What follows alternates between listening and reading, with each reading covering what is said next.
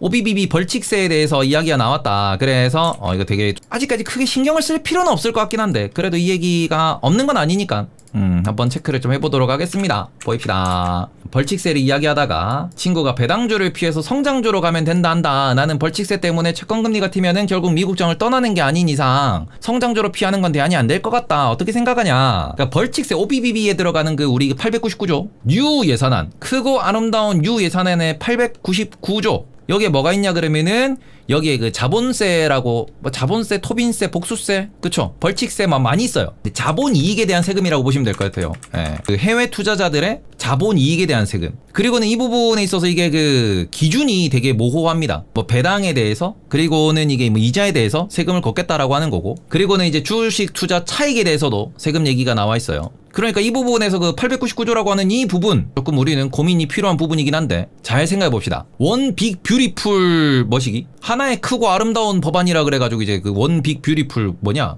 하여튼 무식 액트예요. 예. 그래서 이제 OBBB라고 부르는 건데, 자, 해외 투자자가 미국인이 아닌, 그러니까 해외라고 하는 거는 미국인이 아닌 그런 자본을 갖고 있는 법인이나 개인이 어떻게 그 미국에서 자본이익을 얻게 되면은 얻은 것에 대해서 1년 차에 5%, 2년 차에 10%, 3년 차에 15%, 그리고 4년 차에 20%를 더하겠다. 그러면 그냥 우리나라를 만약에 이제 그 899조에 해당 국가로 분류하면은 이거 어떻게 되냐. 지금 우리 그 22% 내잖아요. 거기 플러스 20% 붙는다고요, 4년 뒤에.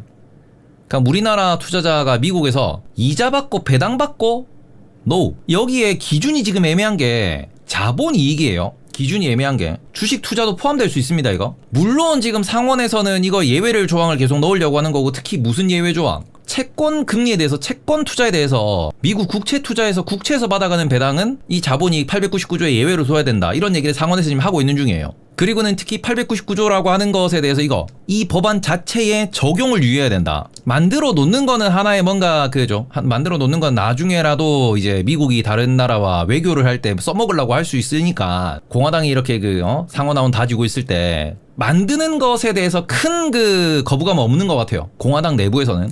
현재로서 보면은. 그런데 이거를 누가 트럼프가 휘두를까봐 거부하는 분들이 되게 많다라고 볼 수 있을 것 같습니다.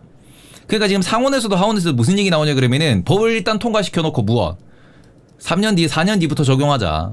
트럼프는 못 쓰게. 그런 얘기를 지금 그쵸, 상원에서 하는 것 같아요. 그래서 이거는 좀 더 우리가 좀 더 긴 관점으로 봐야 되는 법안이다라고 보셨으면 좋겠고, 지금 당장 적용에 대해서 트럼프 2기에서 이거를 이제 휘두르는 것에 대해서는 상원과 하원에서도 많은 거부감이 있다. 많은 약간 리스크라고 이제 보고 있는 상황이다. 다만 만약에 이게 정말로 법안으로 통과되고 나면은 나중에 언젠가는 이게 발목을 잡을 수 있다라는 점. 언제? 뭐 트럼프 같은 대통령이 또 나올 수도 있는 거고요. 그리고 이게 해외라고 했는데 지정하는 국가예요. 특정 국가라고 하는데 특정 국가의 조건이 요게 되게 애매모호합니다. 왜 애매모호하냐? 지금은 유럽을 타겟으로 한다 뭐 이런 얘기도 나오고, 나중에 뭐 중국에 대해서도 이렇게 뭐 적용할 수 있다라는 이런 얘기들이 나오는데, 특정 국가의 조건이 미국에 손해를 끼치는 곳이라고 보시면 돼요. 미국 마음에 안 드는 국가라고 보시면 돼요. 그냥 쉽게 말씀드리면은. 그러니까 대통령이랑 의회가 찍어가지고 야 저게 그냥 자보세 매겨 이러면은 그냥 바로 그 국가에 해당되는 기업과 그 국가의 국적을 갖고 있는 투자자는 미국에서 돈 벌면 세금 20% 더 내고 이익 봐야 되는 겁니다.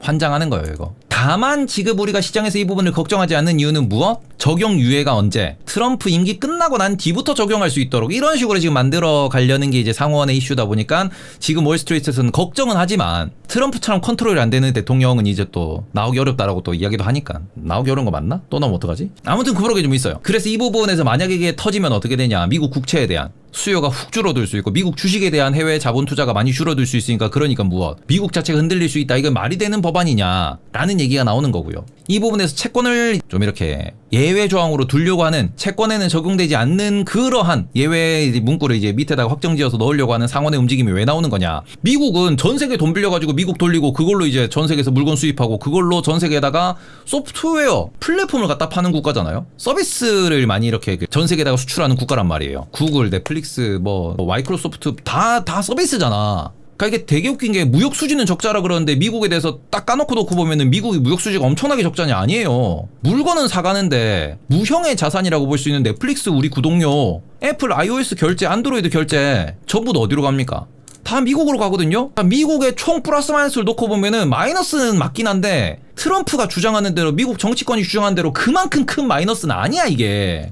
근데 이 부분에 있어가지고 이거 많이 건들면 안 된다. 이게 글로벌 지정학적, 역학적 여러 가지 관계들이 있는데 이거 그쵸 이게 앞뒤 없이 때리면 큰일 난다라는 얘기도 계속 나오는 겁니다. 그러니까 이건 약간 하나의 그냥 사장 쪽으로 가려는 움직임은 있는데 또 모르죠. 어떤 대통령이 튀나가지고 이걸 또 갑자기 들고 나와가지고 나는 트럼프를 존경하며 이러면서 이제 아무튼 그런 부분이 좀 있습니다. 특히 이 부분에 있어서 이게 최종 목표는 뭐냐 그러면은 개인 투자자들 혹은 뭐 채권 투자자들 아니 그게 아니고 미국에서 개인 법인이 배당이라고 하는 자본이익을 얻는다라는 거 이거 잘 생각해 보시면 이게 타겟이 뭐예요? 타겟이? 우리는 개인 투자자 입장에 생각을 하잖아요. 그럼 우리가 투자할 수 있는 주식, 우리가 투자할 수 있는 채권, 우리가 투자할 수 있는 배당주, 뭐 화이자, 코카콜라, 펩시, 스타벅스 이런 걸 생각한단 말이야?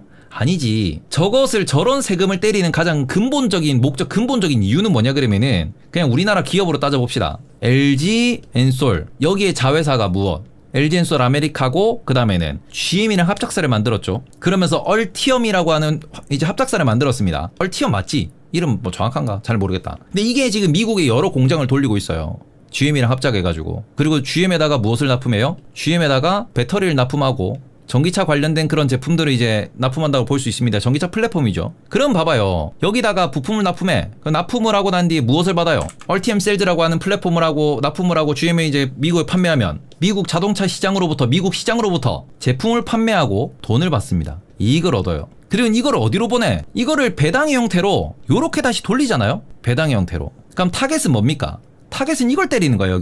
여기에 과세겠다라는 거예요. 여기에 이게 과세 대상이 되는 거예요. 지금 우리나라 같은 경우에도 이게 뭐 유튜브 코리아도 마찬가지고 뭐 여러 이제 넷플릭스 코리아도 마찬가지고 이런 회사들이 우리나라에서 돈 벌어가지고 그거를 미국으로 다시 배당이라는 형태로 갖고 가죠. GM 같은 경우에도 보시면은 GM도 우리나라 인천 공장에서 돈 벌어가지고 그거를 본사로 배당을 때려요. 미국이라는 국가 내에서 번 돈을 미국 외로 가져갈 때 그걸 뭘로 합니까? 배당이라는 형태로 가져간다고. 이거에 세금 얼마? 20% 때리겠다라고 하는 거예요. 니들 우리나라에서 돈 벌었잖아. 그리고 그 돈을 너그 나라로 너그 본사로 쏘는 거잖아. 그러니 뭐예요? 이거 과세 때릴게. 그러면 너가 과세 받기 싫으면 어떡해? 이 과세 대상이란 이거를 뭘 할 수 있어요? 이걸 다시 재투자해라 미국에. 그러면 이거 과세 대상 아니다. 말 그대로 우리나라에서 벌어서 우리나라에서 그 이득 본 거는 우리나라에 재투자하세요라고 그냥 이렇게 하려고 하는 것 자체가 이걸 어떻게 보면 미국적 입장에서 미국 내부 입장에서 생각해 보면 이런 식으로 이제 해석이 되는 거예요. 그러니 이 법을 공화당이 만들어 놓으려고 하는 거야 지금.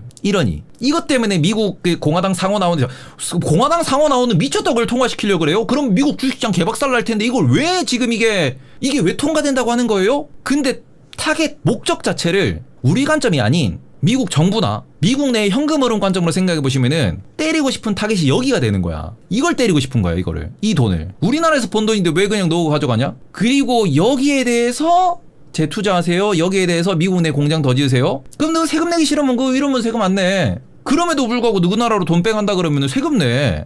이렇게 되는 거거든요. 그래서 미국 같은 경우는 지금 이제 뭐 이렇게 비자도 많이 말씀을 해주시는데 이 뭐 인적 자원도 마찬가지고 그리고는 이게 뭐 자산도 마찬가지고 전 세계가 지금 이제 옛날에 얘기했던 뭐 니어쇼어링 리쇼어링 그걸 넘어서 자국 우선주의 이런 벽들을 계속 지금 이제 높이고 있다라고 보시면 될 것 같습니다. 이게 그냥 뭐 여러 말들을 때리지만 저는 이게 그냥 글로벌 트렌드 중에 하나고 자동화가 되고 그러고는 그 자동화 시대에서 기술을 갖고 있는 기술 선두주자라고 부를 수 있는 몇몇 기업들이 결국 더 큰 메가 코퍼레이션이 되면서 영향력이 더 커질 거예요. 그런 것들에 대한 밑작업 밑그림들이 계속 진행되고 있다라고 보시는 게 맞지 않나라고 생각을 합니다. 그잖아요. 글로벌에서 중국 같은 좀 예외가 있긴 하지만 예를 들어서 뭐 소니, 파라소니, 뭐 카와사키, 뭐 삼성도 그렇고 현대도 그렇고 뭐 폭스바겐이나 이런 글로벌 거대 제조업체들, 뭐 보쉬라고 하는 그런 뭐 부품 만드는 업체들 그런 애들 보시면은 엔간해서 그 최신 기술, 최고 기술을 이끌고 가는 그런 기업들의 경쟁자가 안 나와요. 이미 그런 그 한 업계에서 50년, 100년 동안 기술을 쌓아온 곳이기 때문에 돈과 시간을 녹여가지고 그걸 따라가야 된다는 말입니다. 쉽게 따라가기 어렵습니다. 정말 중국 공산당처럼 미친듯이 돈 찍어가지고 밀어주는 게 아닌 이상에는 왜 중국을 제외하고는 신흥 제조 국가가 안 생기냐 그리고는 신흥 제조 브랜드가 안 생기냐. 중국은 그래도 규모가 되니까 돈 찍어가지고 밀어줘가지고 하나하나 키워가지고 화웨이 만들고 뭐 만들고 이랬는데 다른 데는 그런 게 쉽사리 만들어지지가 않아요. 우리가 맨날 파키스탄 하면서 오파평 그러면서 땡땡땡 만들면서 와 저런 걸 만드는 신기하다 그러는데 지금 쌓여있는 그런 기술의 그런 장벽 자체가 돈 없고 시간 없으면 못 따라가요. 시간은 누구에나 공평하고 돈도 벌어야 뭐 투자를 하지. 그러니 새로운 기업이 만들어지기가 점점 더 어려운 상황인 겁니다. 이렇게 보시면은. 그러니 그 기업들을 최대한 국내로 유치해서 그걸 통해 가지고 국가를 계속 뭔가 이제 앞으로 지속 발전하게 유지를 시키려다 보니까 미국에서도 이런 약간 후진적 법안이라고 볼 수 있거든요. 후진적. 이거 후진국에서는 이런 거 하는 거예요. 이런 거. 너그 선진국 놈들이 우리나라 와가지고 우리나라 그 돈 다 빼가고 그러면은 우리 국민들은 뭐 먹고 삽니까? 동남아시아가 이런 식이란 말이에요. 이게 지금 미국에서 튀어나온다는 소리입니다. 완전히 이게 역행하다고 볼 수 있는 건데 우리가 뭐 자유무역주의 그리고는 완전히 이제 그 오픈마켓이라고 볼 수 있는 그런 부분들이 이제는 완전히 역행하는 거죠. 옛날로. 큰 흐름 자체가 이런 것 때문에 만들어지고 있다라는 걸 어느 정도 이해를 하시면은 지금 도대체 왜 이런 말들이 나오는지 이런 것들 왜 진지하게 이렇게 토론되는지도 어느 정도는 이해가 되시지 않으실까라고 생각을 합니다.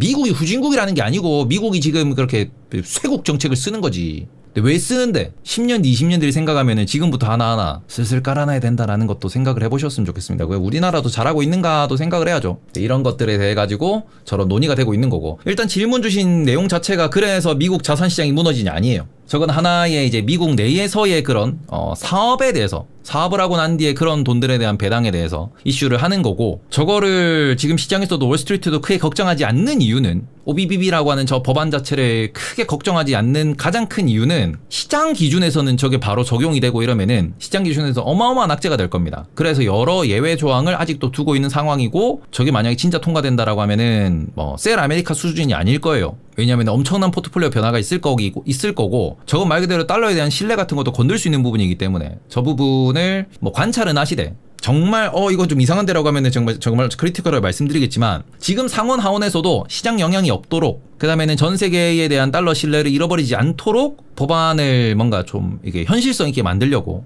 상원에서도 계속 이야기가 나오고 있어요. 그래서 그런 부분에 있어서는 트럼프가 정말 우리가 이제 무서운 사람이고 정말 이상한 사람이라고 생각을 하지만, 그렇다고 트럼프가 이상한 건 맞지만 상원의원, 하원의원 모두가 이상하진 않습니다. 그래서 그 부분에서는 저게 또 의회에 지금 계속 이제 논의가 되고 있는 중이니까 현재 OBBB라고 하는 부분에 대해서 너무 크게 공포를 가질 필요는 없을 것 같다. 저게 이제 어떤 조건으로 통과되는지도 분명히 보셔야 되긴 합니다. 상법 개정이랑 비슷하겠죠. 큰 법이 만들어지는 거고 정말 시장의 역사의 한 획을 그을 만한 중요한 법안이기 때문에 저게 뭐 유예기간이 얼마가 될지, 그 다음에는 뭐 예외 조항이 무엇이 들어갈지에 따라 가지고 분명히 시장에 대한 흔들림을 유발할 수 있는 되게 중요한 사안은 맞기 때문에 계속 관찰은 하셔야 된다라는 점, 그 정도만 체크하시면 될 것 같아요. 지금은 저것 때문에 다 팔아야 됩니까? 뭐 저것 때문에 미국 주식 안 하면 뭐 미국 주식 하면 위험할 것 같은데요. 그런 거 너무 이제 공포고 그냥 좀 적정한 수준에서 저런 게 있다더라, 저게 지금 어떻게 간다더라 정도만 체크를 해보셨으면 좋겠어요. 뭔 소리인지 아시겠죠?